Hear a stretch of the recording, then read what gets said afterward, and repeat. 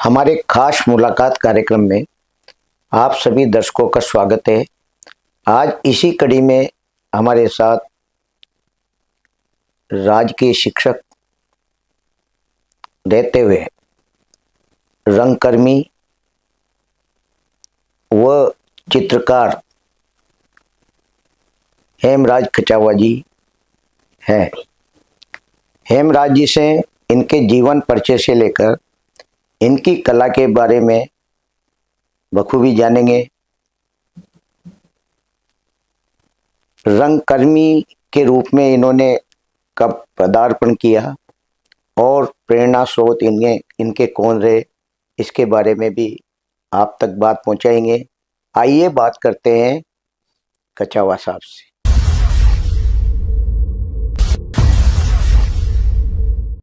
हेमराज कछावा साहब, आपका हमारे स्टूडियो में बहुत बहुत स्वागत है। धन्यवाद सर, मुझे बहुत खुशी हुई कि आपने मुझे याद किया और ये अवसर मुझे प्रदान किया। सौभाग्यशाली हूँ मैं। हेमराज जी, सबसे पहले तो हमारे दर्शकों को अपने जीवन परिचय के बारे में बताएं। आप कहाँ से हैं, शिक्षा वगैरह आपकी कहाँ हुई और कब से आप किस सेवा से जुड़े हैं? जी, मैं अपना शुरू से बताता हूँ। मेरा जन्म झालावाड़ जिले में एक कस्बा है खानपुर, वहाँ पर हुआ।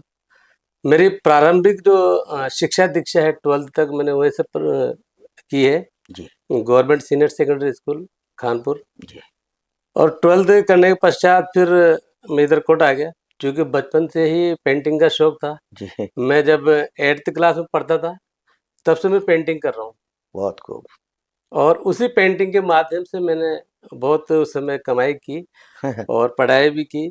और इस प्रकार से जो मेरे माता पिता के ऊपर भी आर्थिक लोड नहीं आया, मतलब जी जी पढ़ाई संबंधित। तो मेरा खर्चा है, मेरा पढ़ाई का इनकम वो उसी से ही चलता रहा, पेंटिंग से। जी 12th पास होने के पश्चात फिर मैं कोटा आया।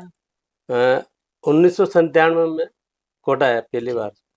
यहीं से फिर मैंने बीए की और एमए भी यहीं से किया।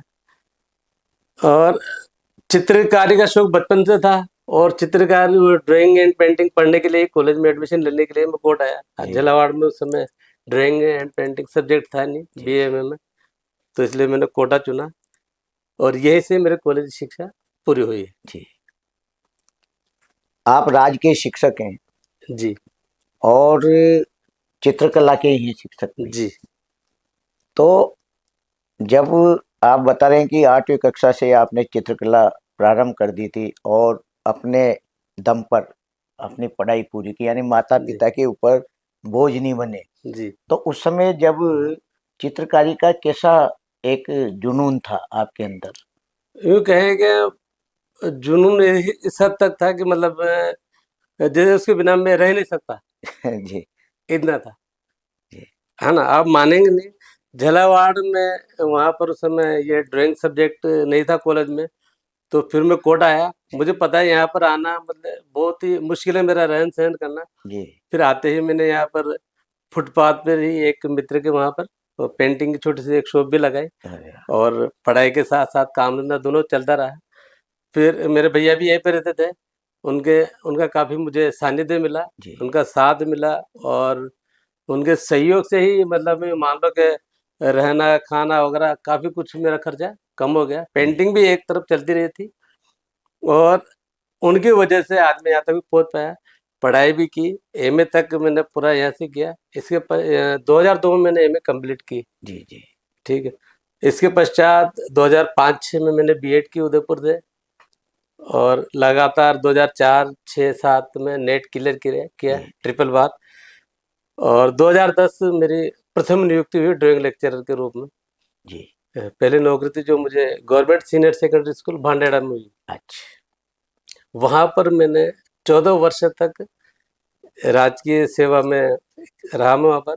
और अभी हाल ही में जुलाई 2024 में वाइस प्रिंसिपल में मेरी पदोन्नति हो गई, जी और प्रमोशन के बाद मेरा ट्रांसफर हुआ गणेशगंज, जो कि इटावा ब्लॉक में है। बिल्कुल। वहाँ पर अभी मैं वहीं पर ही सेवा दे रहा हूँ, जी। वाइस प्रिंसिपल के रूप में। हेमराज जी, ये जो चित्रकला का शौक लगा कैसे आपको बचपन से ही? जी वो क्या है कि मेरे जो बड़े भैया हैं जी उनको भी पेंटिंग का शौक था, वो भी करते थे। उनको देख देख कर ही मैं सीखा हूँ। जी और आप यकीन नहीं मानेंगे, जब वो भैया स्कूल जाते थे, है ना, उनको इतना शौक था, वो बनाते थे पेंटिंग जी और कलर वगैरह भी वो लेकर आते थे। मेरे पास तो कुछ था ही नहीं। जी वो उनकी शिफ्ट होती थी सुबह की, मेरी 12 बजे की होती थी। तो वो स्कूल जाते थे, पीछे से मैं उनकी पेंटिंग कलर वगैरह काम में लेता था। जी और हम दोनों भाई खूब लड़ाई होती थी, और खूब लड़ाई, है ना। लेकिन आज उनको भी लगता है कि अब कैसे भी करके खुद ही सीख गया, क्योंकि जुनून था पेंटिंग बिल्कुल करने का, सीखने का बिल्कुल और चित्रकारी करने का। तो जी। उनसे मुझे प्रेरणा मिली। और जी हेमराज जी, चित्रकला जो उस समय थी उसका एक अलग ही महत्व होता था। जी बिल्कुल। आज समय के अनुसार चित्रकारी का मतलब घटता स्तर घटता जा रहा है। स्तर तो नहीं कहेंगे, लेकिन समाज के सामने वो चित्र नहीं आ पा रहे जो एक चित्रकार बनाता है। देखो क्या है, अब आजकल जो कलाकार जी है ना, पहले जो कलाकारी होती थी वो समाज के लिए होती थी। समाज बिल्कुल को एक शिक्षा देने का कार्य भी करती थी। बिल्कुल आज व्यक्ति स्वयं के अंदर सिमट के रह गया है। कैसे भी करके वो बड़ा आदमी बनना चाहता है, चाहे चित्रकारी करके, कलाकार बन के, चाहे कुछ भी बना। वो शॉर्ट माध्यम मतलब अपना कर आगे बढ़ना चाहता है। जी जी तो ये चित्रकारी भी ऐसी ही हो गई है। बिल्कुल माध्यम बहुत सारे चेंज हो गए हैं। पहले जहाँ मतलब सैकड़ों वर्षों पहले जो अजंता की गुफाएं वगैरह है, वहां हाँ पर प्राकृतिक रंगों से चित्रकारी की जाती थी, बिल्कुल करते थे लोग, है ना। वो भित्ति चित्र बने होते थे। बिल्कुल आज मीडियम चेंज हो गया है। पहले सीमित मीडियम होते थे, बिल्कुल सीमित माध्यम। आज माध्यम के रूप में एक्रेलिक रंग है, जल रंग है, जी टेम्परा रंग है, ऑयल कलर है, पेस्टल है। वो बहुत सारे माध्यम हैं, और अलग अलग माध्यम में काम करने की वजह से आजकल जो नए चित्रकार हैं, वो भी भ्रमित हो जाते हैं कि किस जी माध्यम में कैसे काम करें। जी तो एक कारण ये भी है। जी पुराने जो चित्रकार हैं वो अभी भी जल रंग में, पोस्टर रंग में काम करते हैं। बिल्कुल बिल्कुल। हाँ यानी अब बहुत कम चित्रकार ऐसे बचे हैं जो जल रंग वगैरह में काम करते हैं। हाँ जी बिल्कुल, क्योंकि पहले जो चित्रकारी होती थी वो जैसे मिनिचर पेंटिंग होती थी, जो जी राजा महाराजा के दरबार में जो दरबारी चित्रकार हुआ करते थे, जी जी वो इतनी बारीकी से चित्र बनाया करते थे कि मतलब उनको लेंस से आप देखेंगे तो उनके एक एक बाल वगैरह, मूंछों के एक एक बाल आपको नजर आ जाएगा। बिल्कुल आजकल चित्रकार मेहनत नहीं करना चाहता, इसीलिए वो क्या करता है, मॉडर्न पेंटिंग की ओर ज्यादा आकर्षित हो रहा है, क्योंकि इजी में बन जाती है। और उसमें मॉडर्न पेंटिंग का मतलब भी यही है जी कि किसी भी प्रकार के जो भी शास्त्रीय नियम वगैरह है, आप उनको एक तरफ ताक पे रख दें, और स्वेच्छा से आप जो भी निर्मित करना चाहें, आपके मन की जो भी इच्छा है उसी को आपको प्रकट करना है उसमें। जी। हेमराज जी, एक चित्रकार जब कैनवास के सामने होता है ब्रश लेकर, जी तो क्या सोच बना के वो अपनी चित्रकारी करता है? जी, वो उसकी जो भी अभिव्यक्ति होती है उसके मन में, जी है ना। अब पहले का जो कलाकार होता था, वो बहुत पहले लक्ष्य तय कर लेता था कि बस इस लक्ष्य को लेकर, इस सब्जेक्ट को लेकर मैं चित्र बनाऊंगा। जी आज कोई लक्ष्य नहीं है, कोई उद्देश्य नहीं है, ना कोई सब्जेक्ट है, डायरेक्ट बनाना शुरू करता है। यहाँ तक कि कुछ चित्रकार तो ऐसे भी हैं जो रंग को लेके ढोल कर कैसे भी करके, टेढ़े मेढ़े करके, कुचेड़े वगैरह इस तरह से करके भी पेंटिंग बना देते हैं। अब चूंकि उनका नाम चल गया है, तो आराम से, अभी आपने एम एफ हुसैन का नाम सुना होगा, मकबूल बिल्कुल फिदा हुसैन, हाँ हाँ बहुत ही सिंपल पेंटिंग बनाते हैं। पर चूंकि वो चर्चा में है, शुरू से बिल्कुल चर्चा में रहे हैं, इसलिए उनके एक, किसी कहते हैं उनका कैनवास पे अगर वो केवल हस्ताक्षर कर दे ना, जी जी खाली कैनवास पे केवल हस्ताक्षर, हाँ तो ही वो पेंटिंग लाखों रुपए की हो जाती है। बिल्कुल बिल्कुल सही। अभी मैं चाहे कितना अच्छा चित्र बनाऊं, अमिताभ बच्चन एक बहुत बड़ी सेलिब्रिटी है, जी अगर वो टेढ़े मेढ़े चित्र बना के उनको बेचेंगे तो भी उनकी पेंटिंग लाखों में बिकेगी। और मैं कितना अच्छा बना दूं, पर मजा है कि वो 1000 में बिक जाए, तो बहुत फर्क पड़ता है, सेलिब्रिटी का बहुत फर्क पड़ता है। जी जी। जब आप यहाँ राजकीय महाविद्यालय में आपने विद्या अध्ययन किया चित्रकला विभाग, जी तो क्या खूबियां रहती थी उस समय? जी, खूबियाँ तो उस समय ज़्यादा जानकारी नहीं थी, क्योंकि मैं तो 12th पास करके सीधा आया था, जी और बीए में मैंने गवर्नमेंट कॉलेज में ड्राइंग, ज्योग्राफी और हिंदी सब्जेक्ट लेकर किया। चूंकि ड्राइंग मेरा पसंदीदा विषय रहा है, जी तो मैं ड्राइंग की कौन सी भी क्लास नहीं छोड़ता था। और वहां पर फिर देखा मैंने कि एक गांव की जो चित्रकारी होती थी, और वहां आने के बाद मुझे मालूम हुआ कि जब मैंने वहां की जो ड्राइंग चित्रकला प्रयोगशाला में मैंने जब एंट्री किया, जी तब मालूम पड़ा कि वहां पर पेंटिंग किस प्रकार से सिखाई जाती है। वहाँ बकायदा मॉडल हुआ करते थे। हम तो यहाँ पर काल्पनिक बना रहे हैं, जी। एक किसी चित्र को देख के चित्र बना रहे हैं। वहां पर लाइव स्टडी होती थी, अरे वाह। किसी भी व्यक्ति को मॉडल के रूप में बिठा दिया जाता था और उसको देखकर चित्र बनाना। जी तो ये एक नया अनुभव मिला मुझे।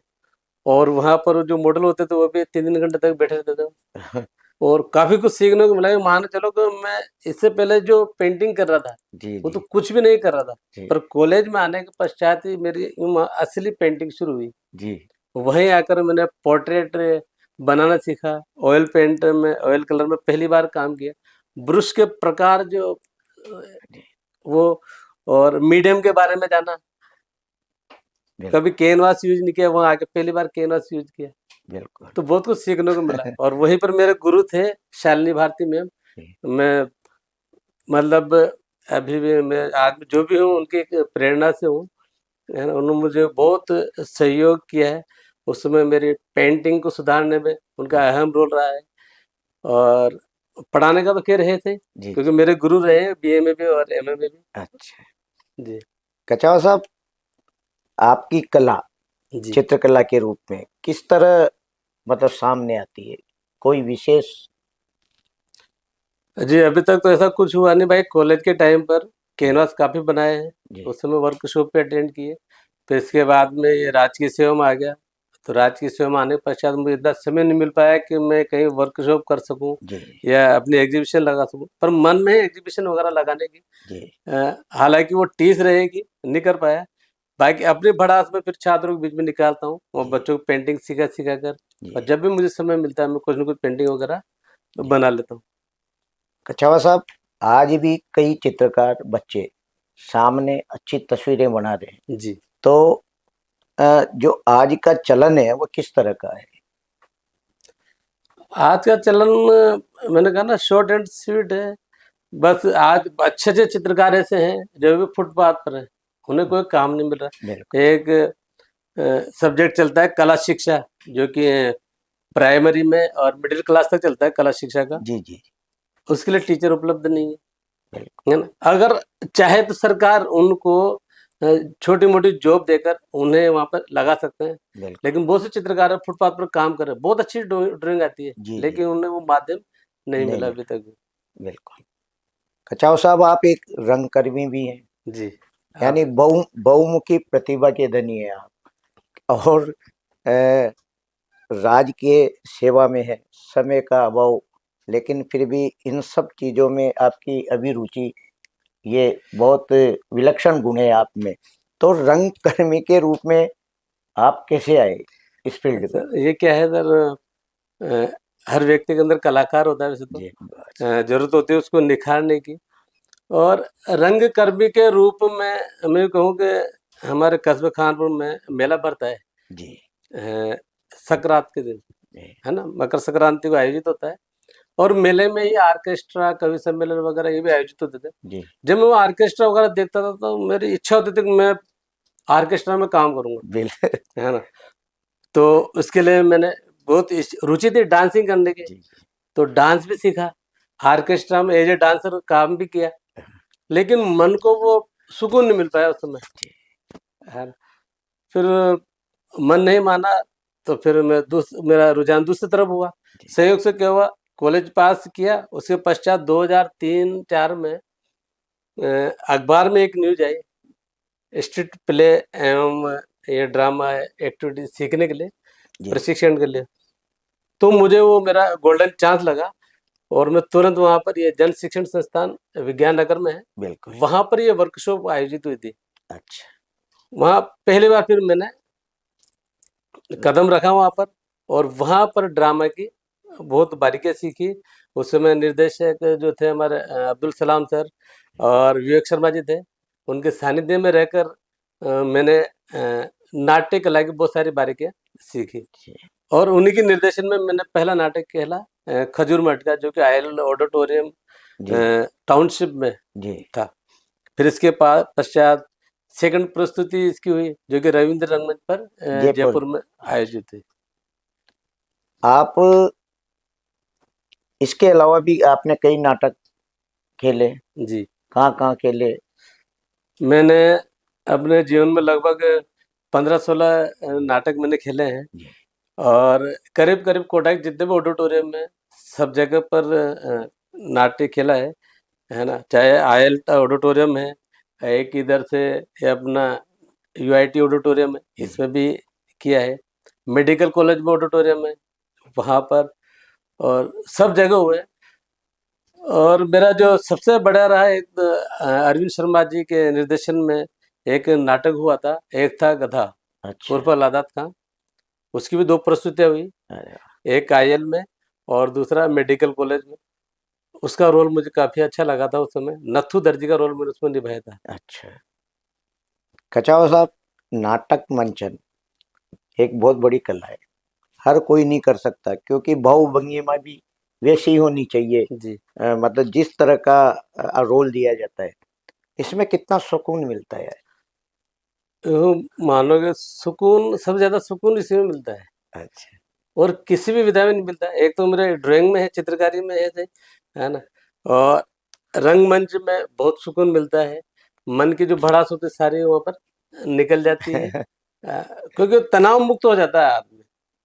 घर पे रह के बहुत सारे तनाव होते हैं, बहुत तरह की समस्याएं होती है, कामकाज होते हैं, लेकिन इस बीच में थोड़ा सा समय निकाल के जब हम वहाँ जाते हैं, वहाँ जाके फिर अलग अलग रंग कर्मियों से मिलते हैं, बातचीत करते हैं, और जो रोल मिलता है तो कहीं ना कहीं अपने मन की भावना भी उसमें आ जाती है, जो उसके माध्यम से निकल जाती है।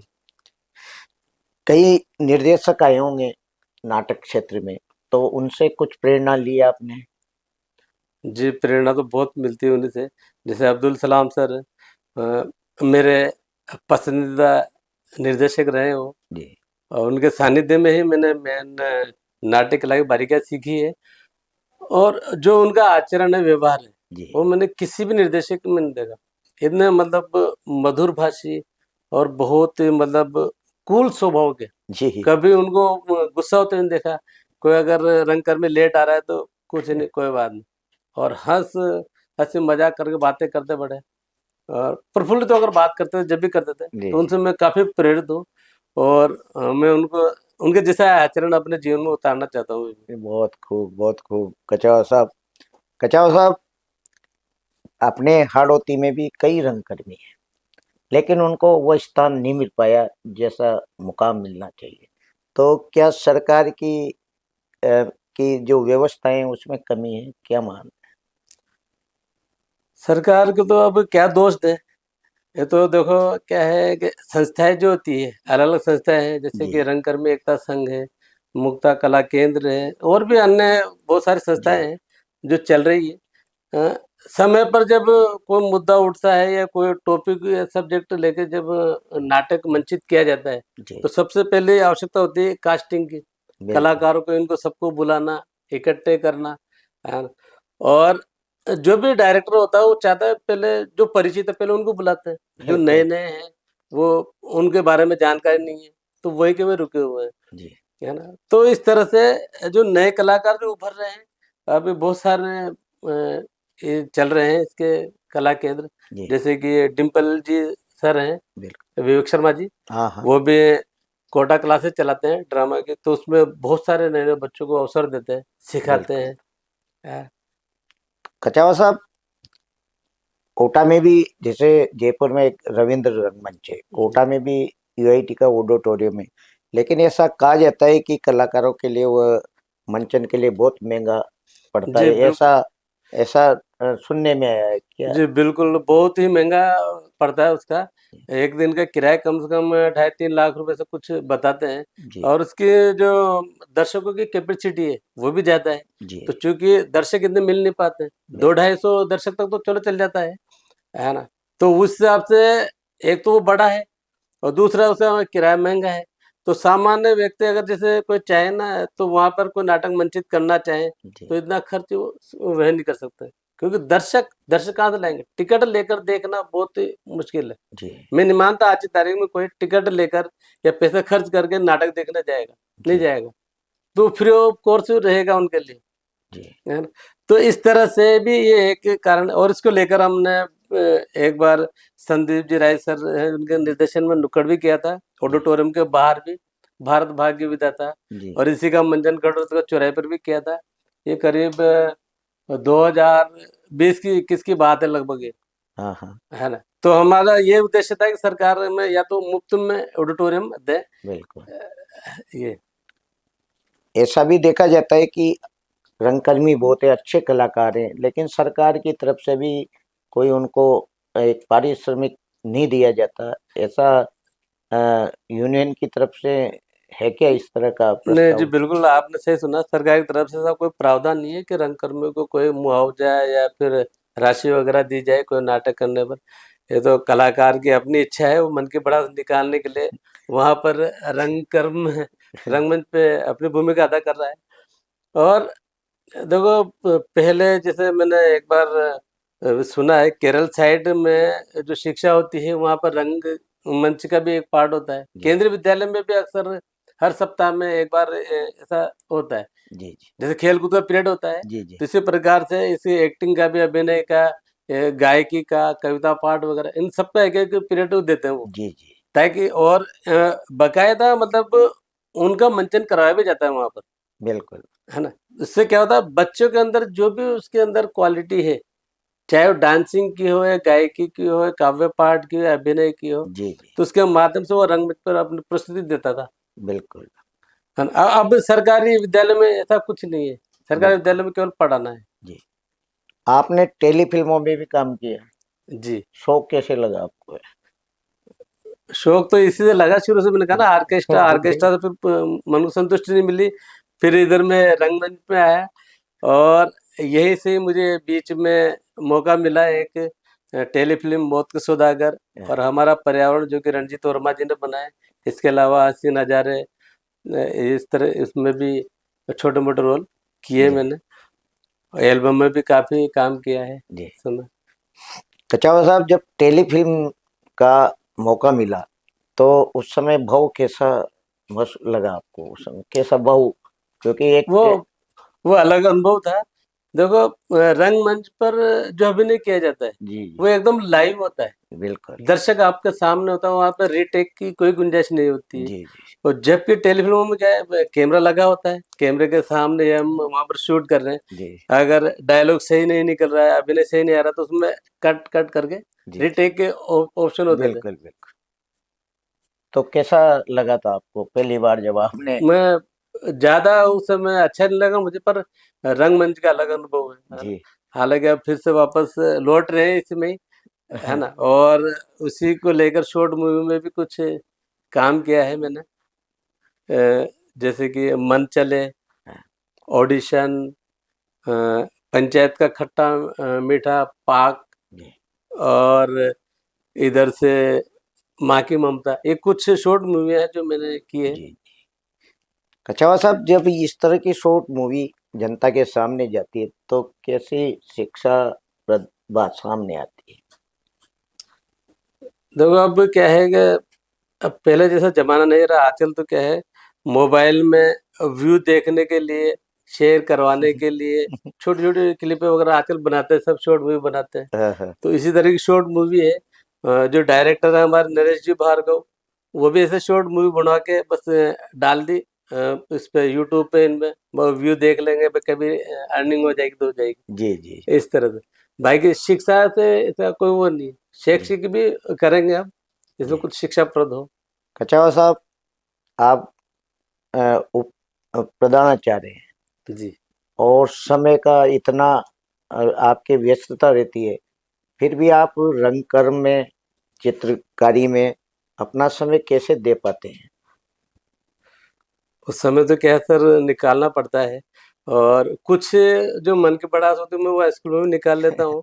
जैसे चित्रकारी का काम आता है तो वहाँ पर अभी आए दिन सरकार क्या है, कुछ न कुछ एक्टिविटीज करवाती है। बिल्कुल जैसे कि मतदाता जागरूकता रैली बिल्कुल। है ना, इससे संबंधित वो सभा वगैरह बुलवाना, बाल सभा, तो बोर्ड पे नाम वगैरह लिखना, टीचर्स डे वगैरह, कुछ उत्सव वगैरह आते हैं तो उसमें कुछ न कुछ पेंटिंग बना के, बच्चों के तो एक तो साथ। ये हो गई। जी और दूसरी, चूंकि अभिनय का शौक है तो एक तरह से वहीं से एंकरिंग का भी शौक आ गया और स्कूल के वहीं से एंकरिंग भी शुरू हुई मेरी। ठीक और आज मैं बड़ा एंकरिंग कर लेता हूँ और जो भी विद्यालय में जो भी मंच संचालन का कार्य होता है वो सारा मैं ही करता हूँ, मैं देखता हूँ वहाँ पर। जी।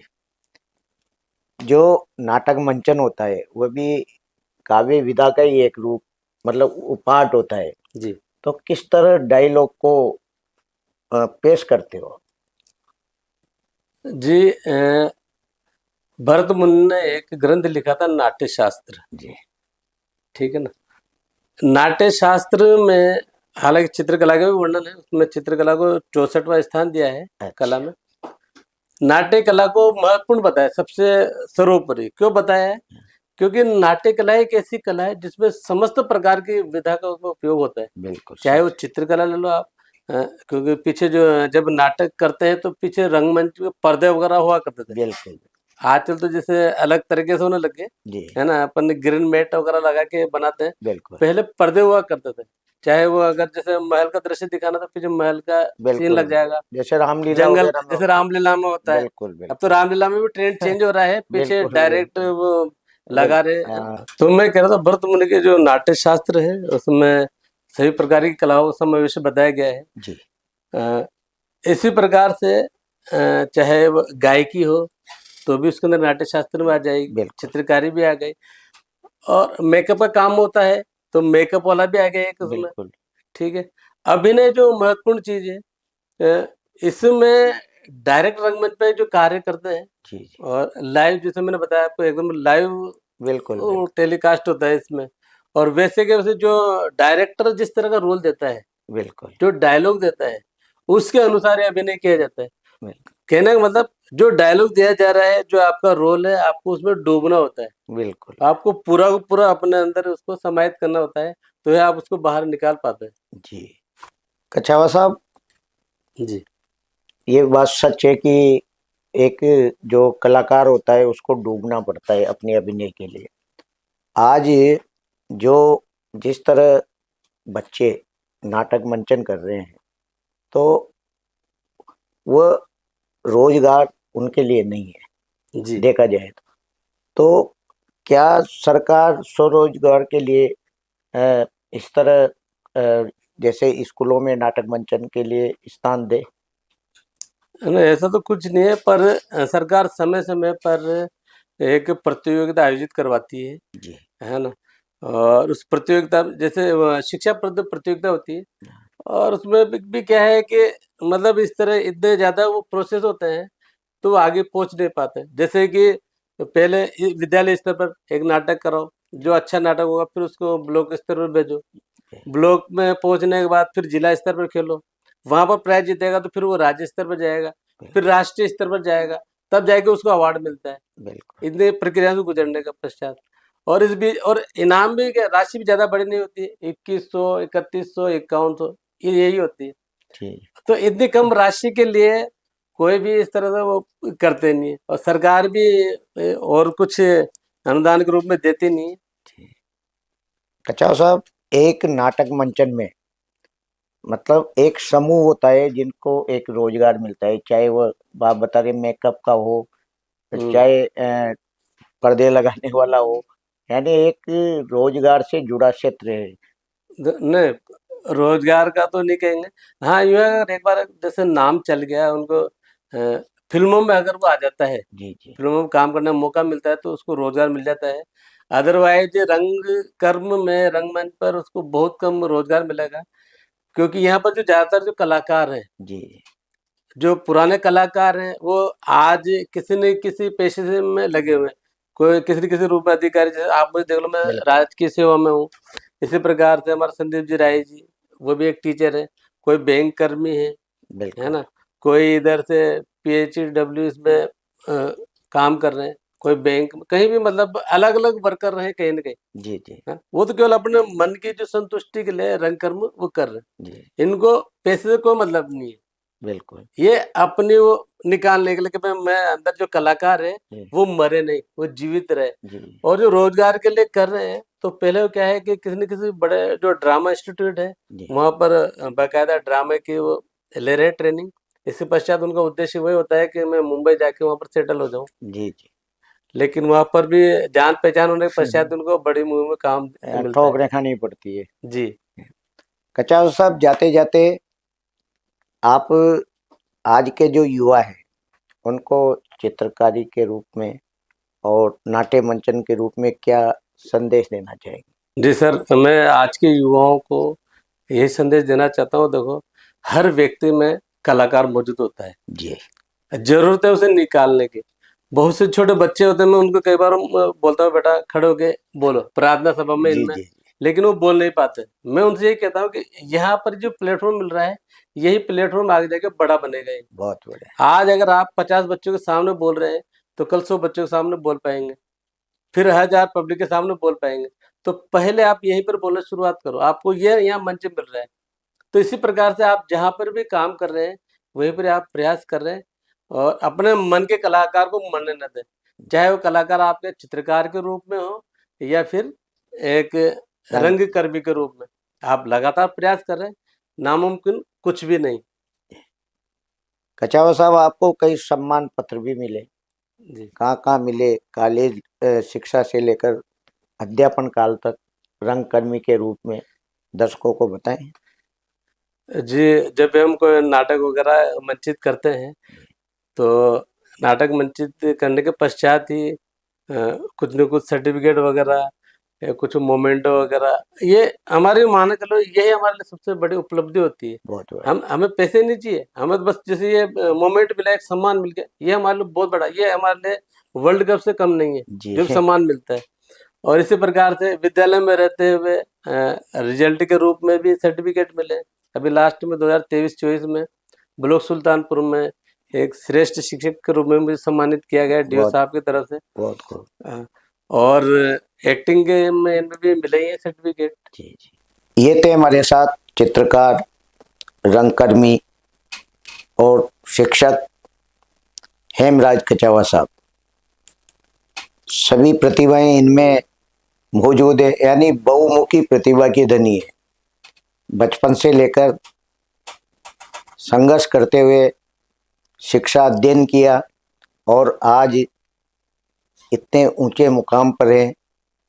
आज ये हमारे बुलावे पर पधारे। बहुत बहुत धन्यवाद। आपका बहुत धन्यवाद सर।